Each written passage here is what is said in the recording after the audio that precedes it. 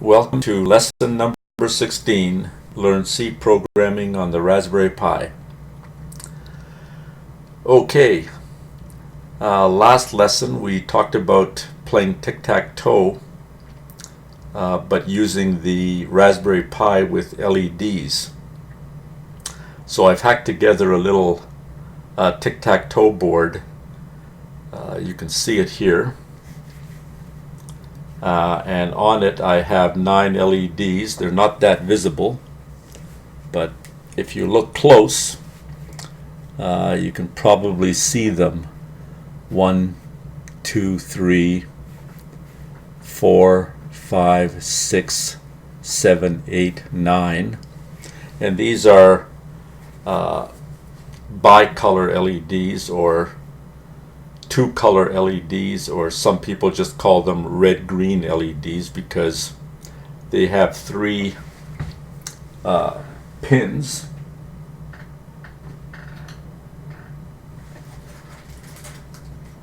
If I can find one.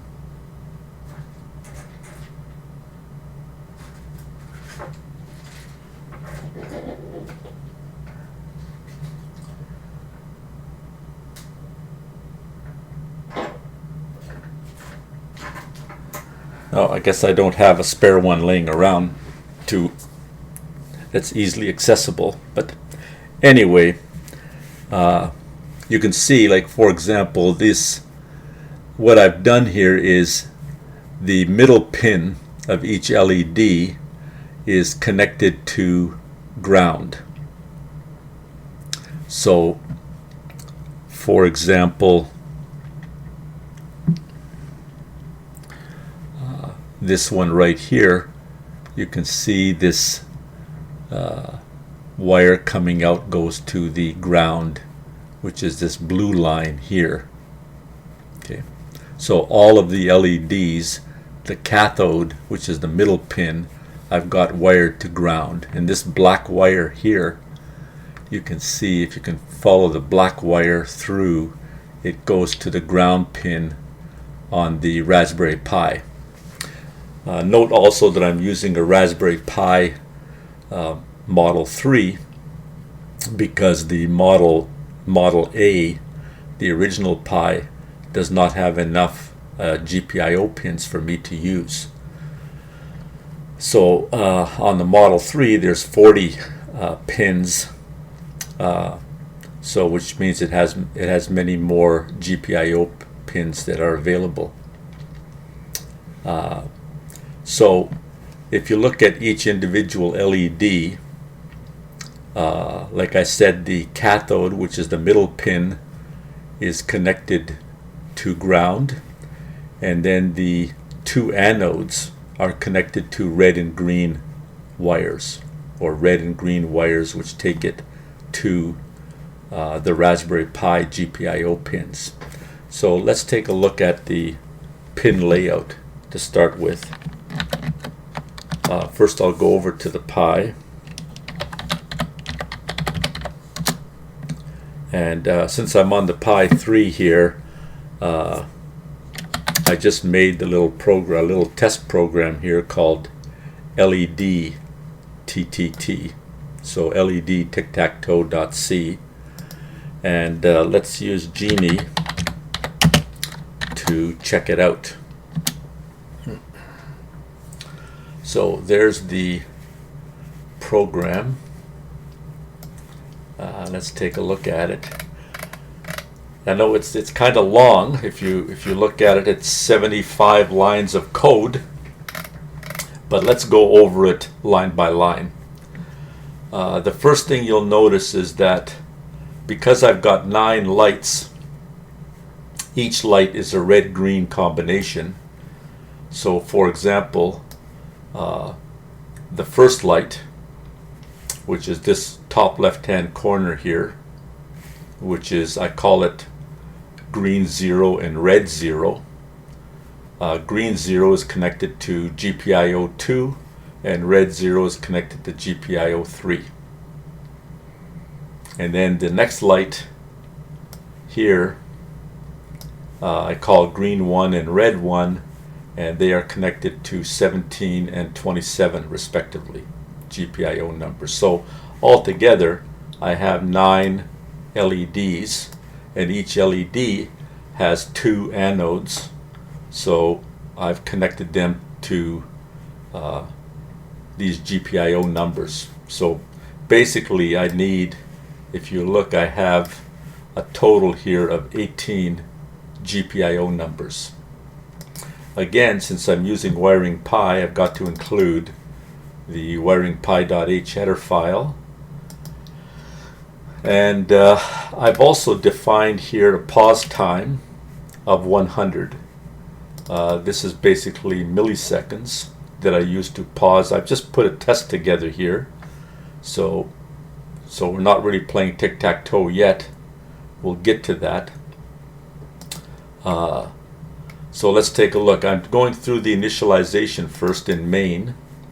First I set up do the wiring pi setup GPIO function.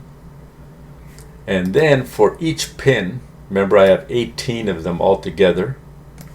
I have 9 greens and 9 greens and 9 reds. And what I'm doing is I'm setting them all to low, which means I'm turning them all off. Okay.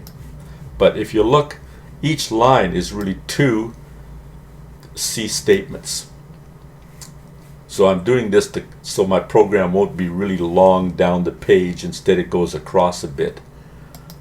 So the first line here says, well, I want to designate the green 0 as output pin, and the next command or the next C statement says turn it off.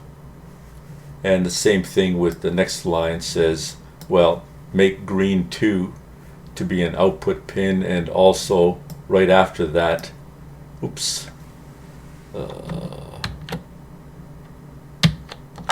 right after that, turn it off. Okay, so I do that for all 18 pins. I initialize them all to output, and then I turn them all off. So that's just basically initialization part. Okay, then I have these for loops here. Let's take out some of these for loops like this, and well, this is supposed to be an introduction to C. So why don't I take out this J here and just leave the I, and I'll take that out.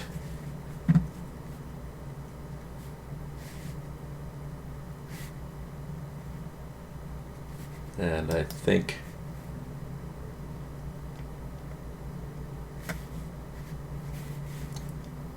this for loop. So there's the first for loop here, goes 0 to 8. I is 0, I is less than 9, goes 0 to 8. And what am I doing in the first for loop? I'm saying I'm using the switch statement because I is going 0 to 8. So I is 0, that's case 0.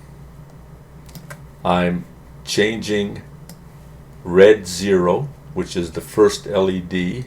I'm changing it to high, which is I'm turning it on, and then I'm delaying for pause time. Remember, the delay function takes milliseconds as an argument. Well, up here I'm setting the pause time to 100. Let's set it to 1000, which is 1 second. So I'm pausing for 1 second, and then I'm turning the light off. And then I break, which means I go out of the case statement. I go back to the for loop, and then I becomes 1. So then I do this line here. So I turn the next light, the next red on. I wait for a second, and then I turn the red light off. So I just go through all of the red lights one at a time, turning them on and off, each one for 1 second. Once I do that, That's just a test to make sure all my red lights are working. Then I go and I can now do this for loop here to do the same thing for all my green lights. So go through and test all the green lights. So let's save this guy. I'll go now to see if I can compile it.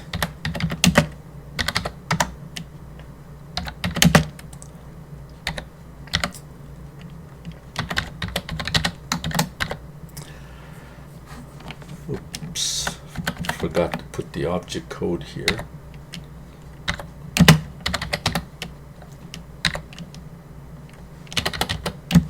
Okay, so there's our compilation command, GCC, followed by the C program I want to compile. I want my executable code to be in this file, LEDTTT, and I'm also using the wiring Pi library. And once again, there's no harm in adding in the C library if I wanted to. I could. Oh, got a mistake on line 74. Way down here. I think I have an extra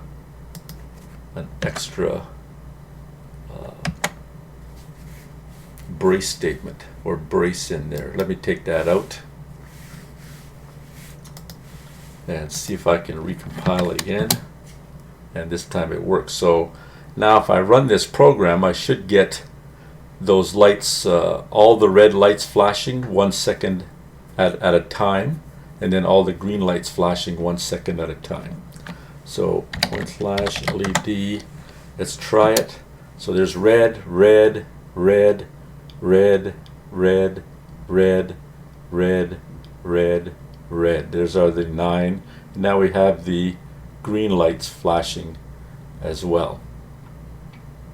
Okay. One thing I want to mention is that the resistors I'm using for the red LEDs are 1K, 1 kilo ohm, and the resistors I'm using for the green LEDs are 330 ohms. And the reason I did that is because I noticed that if I used 1K resistors for red and green, the green came out to be very dim. So it seems like to get the same luminosity for the green LED as the red, I had to lower the resistance to give me more current. Anyway, if you look at this, it's a mumbo jumbo of lines anyway, kind of spaghetti. Looks like a bowl of spaghetti. It's a very very rough job, but I mean it does work. In fact, we can speed up the test by changing here the time. Let's make it go every 100 milliseconds, so every light will be on for only 100 milliseconds. I'll recompile and then I will run it again. This time every light is only going to be on for 1/10 of a second, or 100 milliseconds. So there they go. Okay. And if we want to be even more fancy, this is what I did before. We can just introduce another integer here as a counter, j, and what I can do is I can just put a for loop at the top for j equals 0, j is less than let's say 10, j plus plus,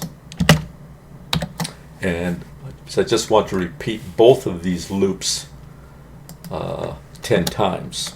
So I just put another brace in there. So that means all of this is going to be done 10 times based on this j counter. Okay, so they should be going pretty fast, and 10 times. Let's try it.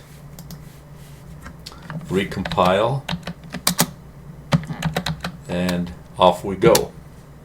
So it should go 10 times like that. That's second, third time, fourth time, You can just see them flashing. Be interesting to see if we could even make it go even faster than that. Probably we could. Why don't we change our pause time to 10 milliseconds and see what happens. Maybe too fast for the Pi. We'll try it anyway. Recompile. And off we go. Each light now is only on for 10 milliseconds. Wow, that's only 1/100th of a second.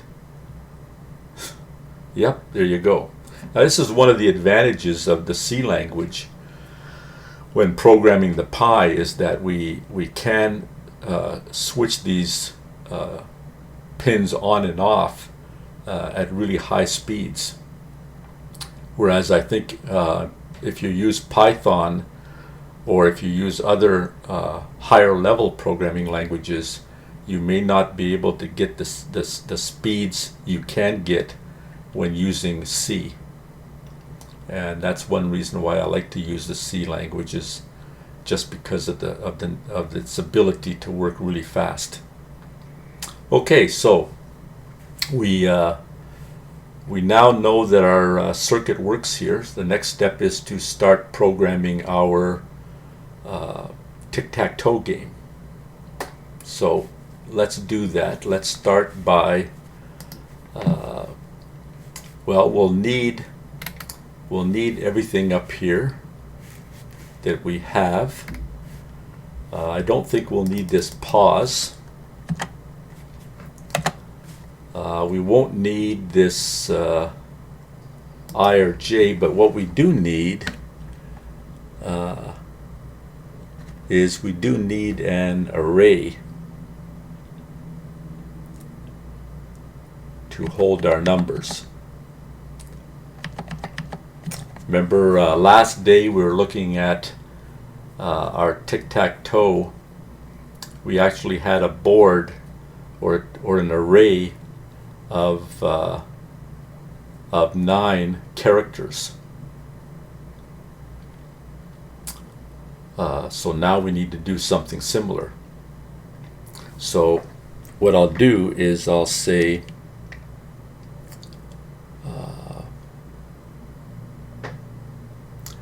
well, why don't we just go down here. Let me get rid of all this stuff here. So probably don't need it. And I'll save this as let's see, I'll call this guy as a new file. I don't want to ruin the other one. Save as, and I'll call it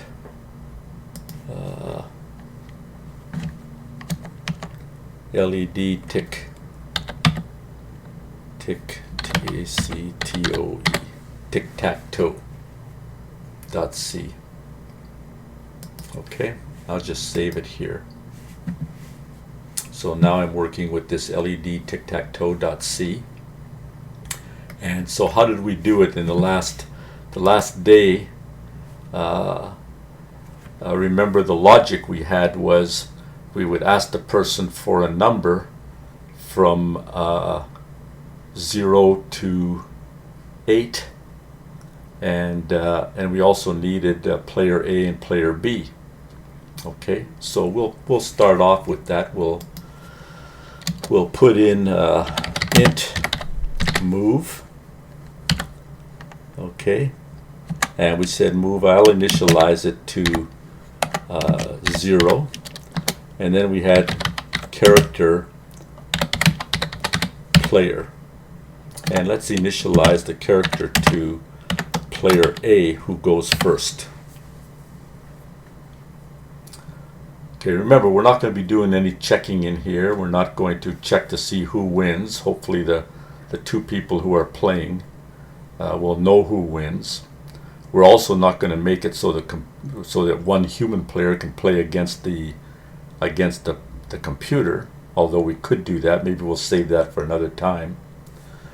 And so, okay, so down here we have to do our while statement. I have to say while move is less than 9. So our move could be 0 to 8. 0 to 8. So here's going to be our loop. This is our main loop is right here, while move is less than 9. Normally you'd say while someone hasn't won, we continue going, but in this case we have to have a way out of the loop. So if the person types in like 12 or something like that, okay? So we start with printf, and we'll say enter move for player %C, player A. We start with player A, comma, player. So we asked player A for a move. Now remember, the move can be from any number from 0 to 9. Any number from 0 to 9. So now we say SCANF, scanf. We have to scan in the move. So it's %D, quote, comma, ampersand move. Oops. Okay, so we read in the move for the person. Okay. So now if it's player A, it might be better to say player A could be player green. Yeah, we'll call this, let's say, player red, and the other player will be player green. So I'll just put a note here. Player may be quote R or quote G. Let's uppercase that guy. So right now we said enter the move for player red. For player red, and red will type in his move, which is a number. Okay, he'll type in a number here, 0 to 8. Well, now we don't know what the number is, but we have to light up the red light. Okay, so how are we going to do this? Well, we can say we have to say first case. Let's use the case statement or the switch statement. Will switch on player,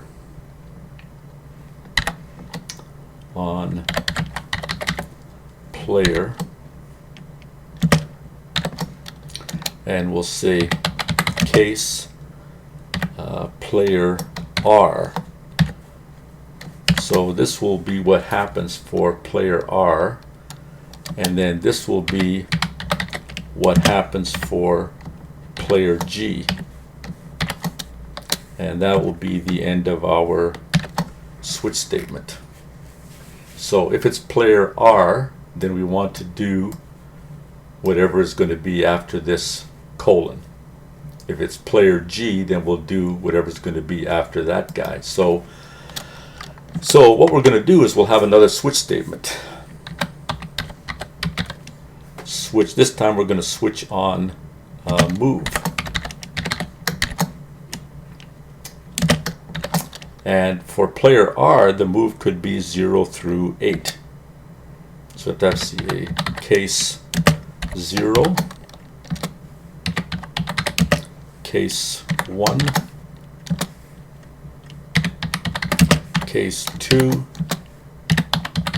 case 3, case 4, case 5, case 6, case 7, case 8. Oops. And that'll be the end of that switch statement. And we'll need the same thing for player G, or the green person. So I'll just cut and paste this guy in here. Let's see, first I'll do that. And paste that. Okay, so let's look at the logic here. First of all, we don't know who the player is. The player could be either red or green. But if the player is red, then we have to figure out what move the player has, 0 to 8. And if the player is green, then we have to figure out excuse me, what the move is for the green player. I guess I should indent this a little better. Yeah. Okay.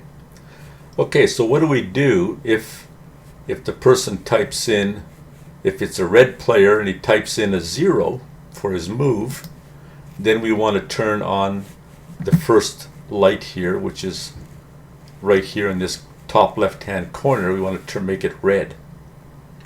So we have to say digital write bracket red 0 comma high, and then break out of the case statement. Does that sound right? But suppose he typed in a 1, then we want to turn this second light on here. So let's just cut and paste this stuff here. 1, 2, 3, 4, 5, 6, 7, 8. Just clean it up a bit like this.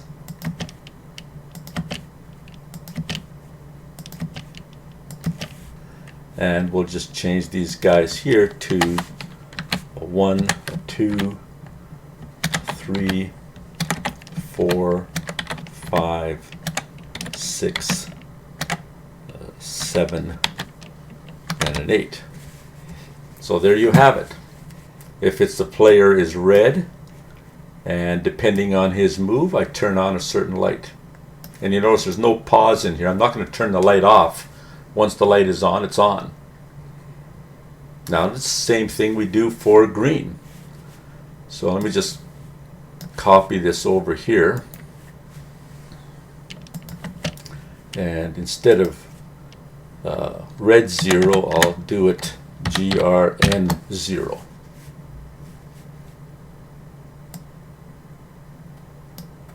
And then I can just take this line here and copy it here, here, here. Oops. Whole bunch of times. And again, a little bit of cleanup is required just to make it look nice.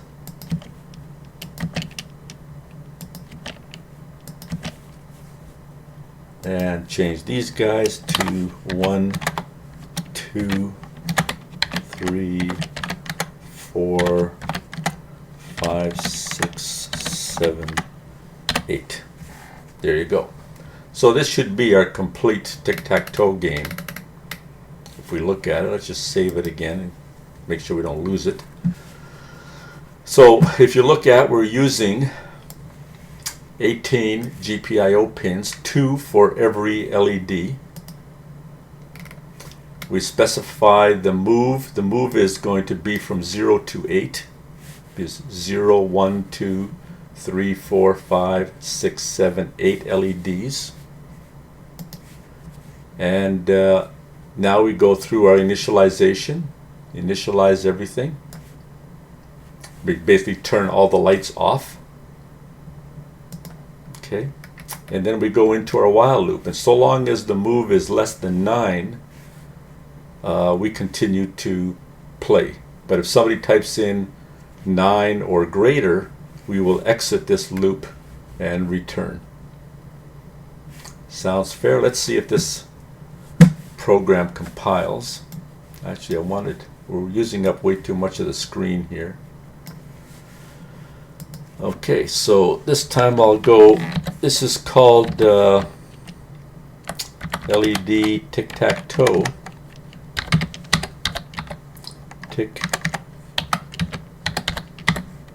Tic-tac-toe LED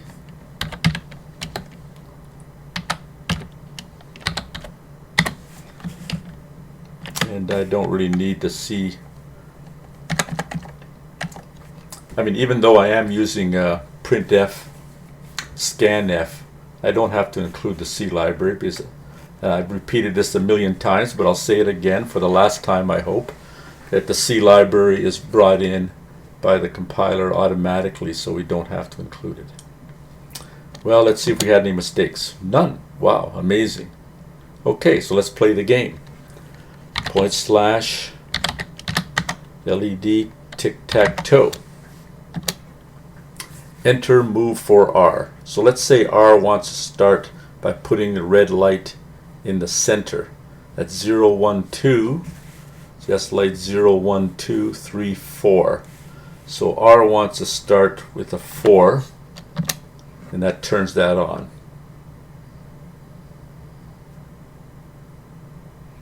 Now, how come it looks like it's orange? I wonder why they got both.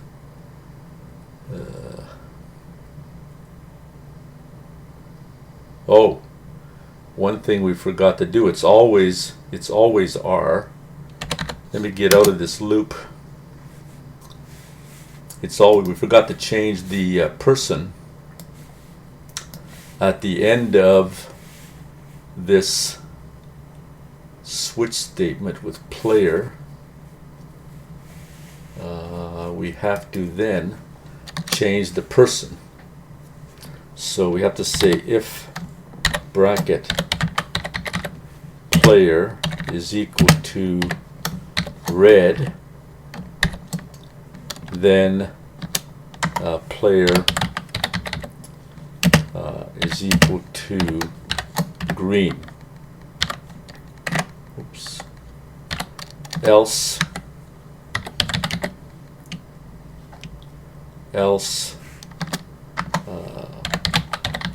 player is equal to red. Of course, that LED is now red. It seemed that both colors were on.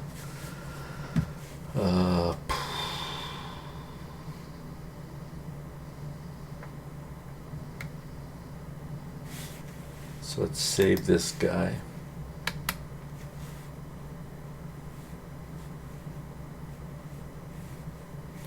Well, let's try it again. Compile it and run it. So enter move for R, player red, we'll say 4. There we go. 4. Now it says enter move for player G, for the green person. Let's say he wants to do 1, or 0 rather. It's the top left-hand corner. There you go, that's on. Now red says for player red he wants to do 0, 1, 2, 3, 4, 5, 6. Let's say 6 is what the answer is there, so that comes on. But now green has to block the two reds here. Could end up with another red up here, so that's 0, 1, 2. So green has to go to a 2 to block that. There you go. But now red has to block green from taking or getting a win here, so that's 0, 1. So player red has to type in a 1 and it blocks it. But now green sees that red might make a winning move down here, so that's 0, 1, 2, 3, 4, 5, 6, 7. So green player has to choose 7. And so what can red player do now? Well, red player can choose this light over here. 0, 1, 2, 3, 4, 5, let's say 5, and then the green player, well, can't really do much. He has to block the red from making a winning move here, so it has to go 3. And then finally the red has to go to 8. There you go. And we go a big number to get out of our loop. But notice all the lights stay on. Would have been probably a better idea to, at the end, is to turn everything off, which we could have done that quite easily.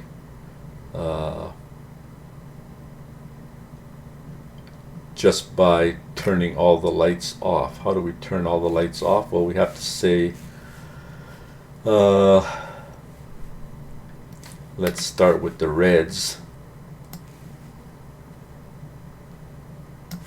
So at the very end, we could have just said in here,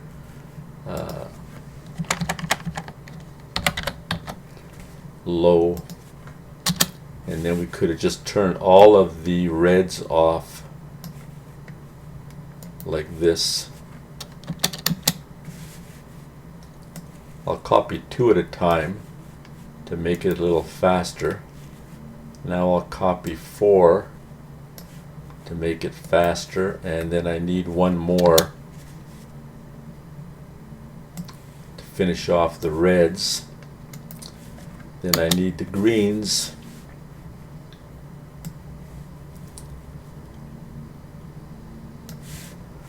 Like this, and I'll change that to low, and then I'll do another green like so, and then I'll do 2 greens like that, and then I'll do 4 greens like that, and then I need one more green like that. And then of course I got to change all these numbers to 1, 2, 3, 4, 5, 6, 7, 8, and 1, 2, 3, 4, 5, 6, 7, 7, and 8. 8, not a 9. 8. So this will just be to turn everything off. So let's just save that. Here we go. So there's our program, 99 lines, and we can play tic-tac-toe.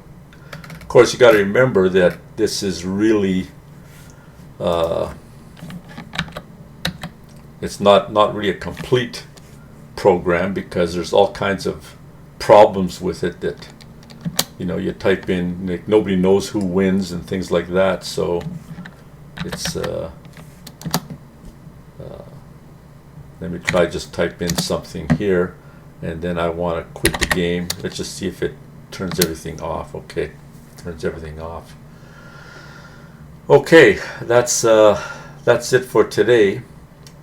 If you want to take this program, one thing that would be interesting would be to add some code in here to instead of just going when move is so long as move is less than 9, have some code in here to exit when either red or green won. That's kind of tricky, but I guess if you want to do some homework, if you're into this kind of stuff, you might want to try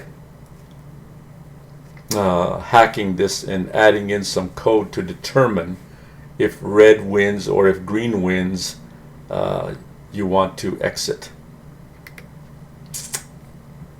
Okay, looks like that's enough for lesson 16. On lesson 17, we'll go back to doing just more C coding without doing any electronics work. There's just still a lot more that we need to learn about C. Okay, see you later for lesson 7.